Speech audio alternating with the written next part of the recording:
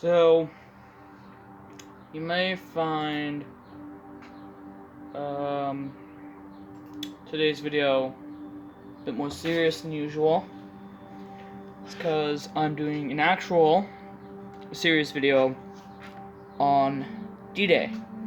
Because today is June 6th, and this is... Oh, jeez, my computer is not playing audio. You're gonna have to suck it up. There's gonna be a bit of noise, because I don't have an actual proper studio. Anyway. So, D-Day, I'm doing some research, like right now I have the Wikipedia page. Yes, I'm aware that's pretty shitty, but don't worry, it's semi-protected. So you can't change any important information. I don't want to bother checking what you can change, so I'm going to keep it down as simple as possible. So the Normandy landings were the landing operations on Tuesday the 6th, Tuesday, June 6th, 1944, aka today, 75 years ago.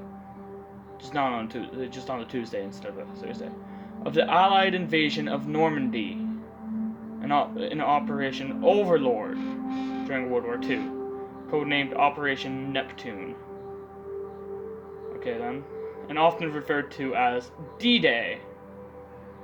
What does D-Day mean for? Don't tell me it stands for Day-Day. I highly doubt it's actually real. It was the largest seaborne invasion in history.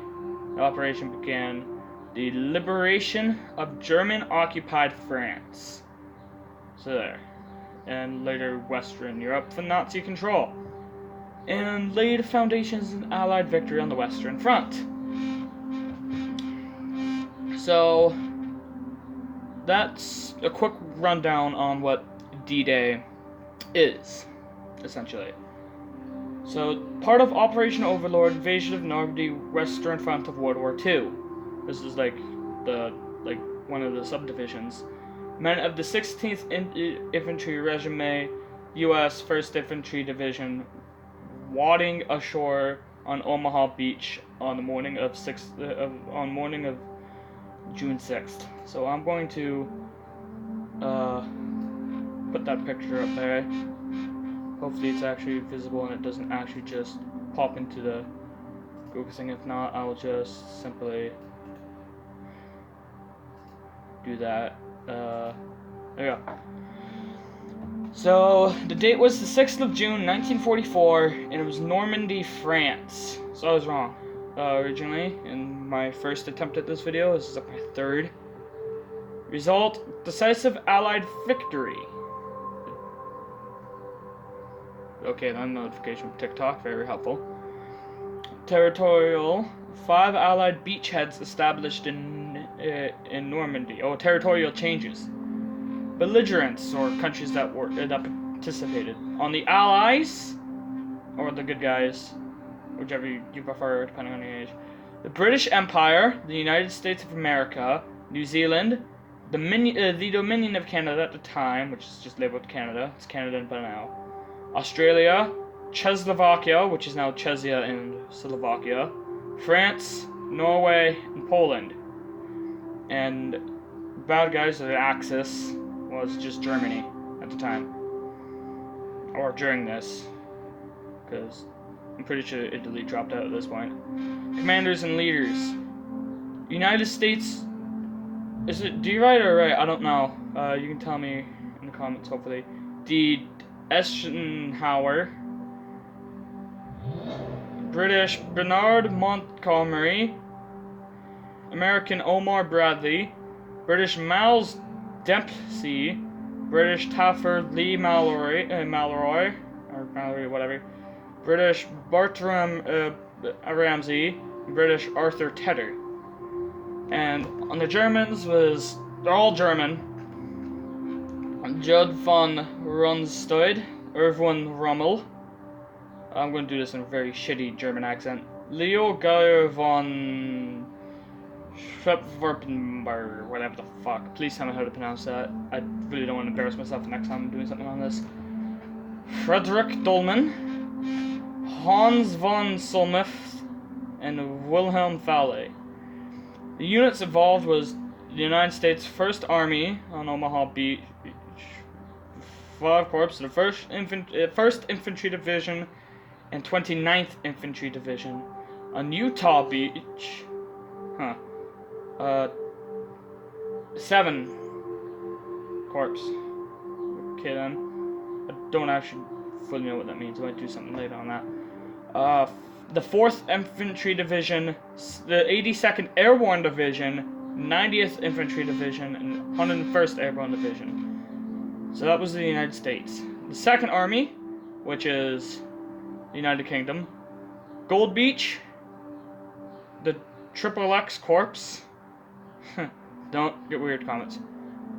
50th Infantry Division, and on Juno Beach, 1st Corps. Actually, I think XXX is 30, so it's 30th Corps. And the 1st Corps, or whatever. I probably pronouncing that very shittily. The 3rd Canadian Infantry Division, and on Sword Beach, again, 1st Corps, the 3rd Infantry Division, and 6th Airborne Division. And all of Germany, 5th Panzer Division, which south of Caen, the 21st Panzer Division as well, and the 7th Army.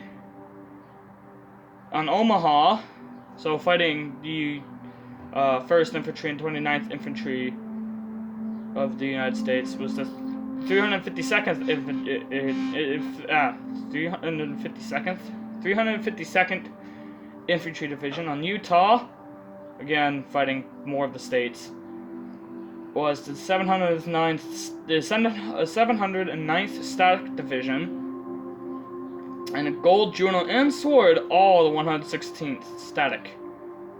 So that's fighting a bunch. That's fighting the UK and some Canadians. So the strength on the Allies was 156,000 soldiers, 195,700 naval personnel. On the Axis was over 50,350, 170 coastal artillery with 100mm to 210mm, as well as 320mm rocket launchers.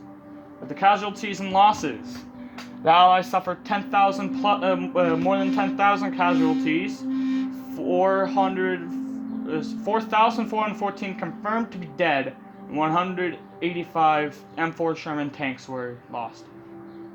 And with the Axis was 4,000 to 9,000 casualties, with an unknown number of how much are actually confirmed to be dead.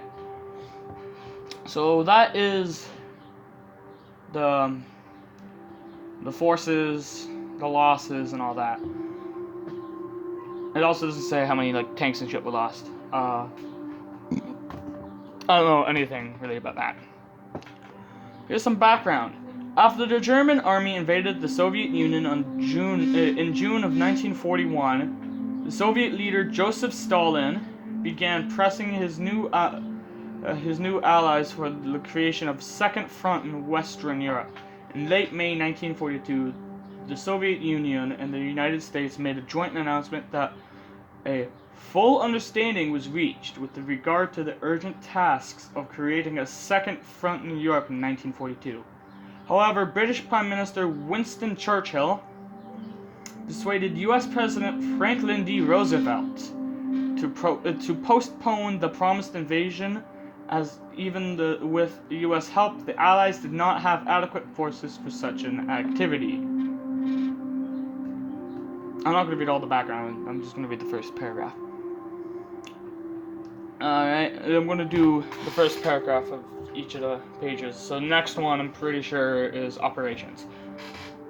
Operations! Operation Overlord was the name assigned to the establishment of a large-scale lodgment on the continent. The first phase, the amphibious invasion and establishment of a secure foothold, was codenamed Operation Neptune, aka D-Day.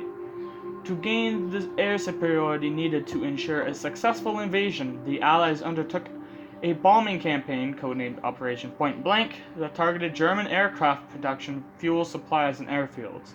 Elaborate deceptions, codenamed Operation Bodyguard, were undertaken in the months leading up to an invasion to prevent Germans from learning the timing and location of the invasion. Which is basically how they won D-Day, I'm pretty sure. Deception plans. Under the overall umbrella of Operation Bodyguard, the Allies conducted several subsidiary operations designed to mislead the Germans to the date and location of Allied landings. I said that right the first time. I don't know why I said it again. Operation Fortitude included Fortitude North and misinformation campaign using fake radio traffic to lead the Germans into expecting an attack on Norway. In the Fortitude South, a major deception involving the creation of a fictitious 1st United States Army group under Lieutenant General George S. Patton, supposedly located in Kent and Sussex. Fortitude South was intended to deceive the Germans into believing that the main attack would take place at Calais or something like that. I don't know how to pronounce that. Genuine radio messages from 21st Army Group were the first routed to Kent via landline and then broadcast to give the Germans the impression that most of the Allied troops were stationed there. Patton was stationed in England until the 6th of July, thus continuing to deceive the Germans into believing a second attack would take place at Calais or something. So, I know I did a bunch of other unnecessary bullshit, and we're currently cutting it close for time, so I'm just going to do the German order of battle. Nazi Germany, at its disposal, 50 divisions in France and the Low countries, with another 18 stationed in Denmark and Norway. 15 divisions were in the process of formation in Germany. Combat losses throughout the war, particularly on the Eastern Front, meant that Germans no longer had a pool of able young men from which to draw German soldiers, who were now on average 6 years older than their Allied counterparts. Many in the Normandy area were Eastern Legions. I'm not even gonna fucking bother to pronounce the German name for that. Conscripts and volunteers from Russia, Mongolia, and other areas of the Soviet Union. They were provided mainly with unreliable, captured equipment and lacked motorized transport. Many German units were under strength. So there. That is really about all I'm going to bother with. But I got the generalized shit on D-Day. So yeah, Hitler fucked up on a bunch of things. A lot of things. He fucked up on the entirety of D-Day. In fact, Operation Bodyguard worked so goddamn well that I'm pretty sure some of the other generals, like, they're going to come in at D-Day, and he was all like, no, that's just a division tactic, no. Fuck.